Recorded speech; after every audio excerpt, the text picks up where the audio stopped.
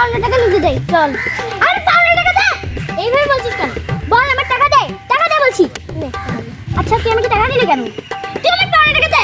আচ্ছা নেই হয়ে গেছে আর আসবি না শোধ কিন্তু। যা চলে যা দিয়া দিবি। আমার টাকা তো আমার কাছে আছে। ওই আমাকে কখন টাকা দিল? আসলে তো চল আসবি না আর কেন আসবি? আর আসবি বল আর আসবি যা বলছি যা বারবার আসে। চল এখানে আমরা হাত মুখ ধুই। যাইব সে পালাইয়া বাটপার বাটপার বাটপার রে বাটপার বাটপার বাটপার রে বাটপার বাটপার বাটপার রে দেশি বাটপার স্যান্ডেল লাগবে নাকি? স্যান্ডেল তাড়াতাড়ি চলে আসুন, আমরা স্যান্ডেল বিক্রি করি। তাড়াতাড়ি চলে আসুন, ভালো ভালো কোয়ালিটি স্যান্ডেল পাবেন। ওই যে স্যান্ডেলের দোকান, চলো স্যান্ডেল নেই ভিতরে ওই বাটপার চড়ান দেখছেন। হ্যাঁ চলো চলো। এই যে এগুলো স্যান্ডেলের দাম কত? ভাই এগুলোর দাম কত ভাই? এগুলোর দাম কত? দাম 200। এটার দাম আর একটু ভালো করে বলছি। হ্যাঁ আপনি ভালো করে বলেন।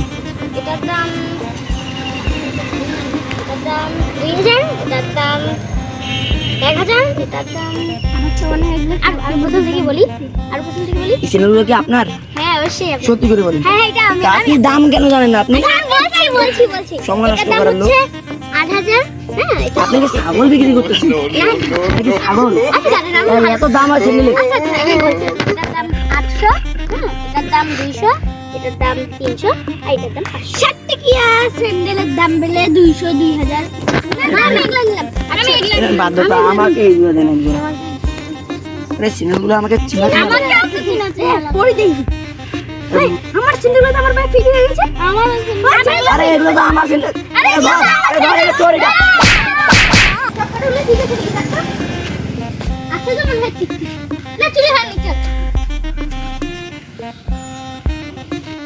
কোনো কিছু ঘ্রাণ আসছে। ঠিক বলেছিস। এই দেখ ভিতরে এই গাড়ি ঘ্রাণ আসছে।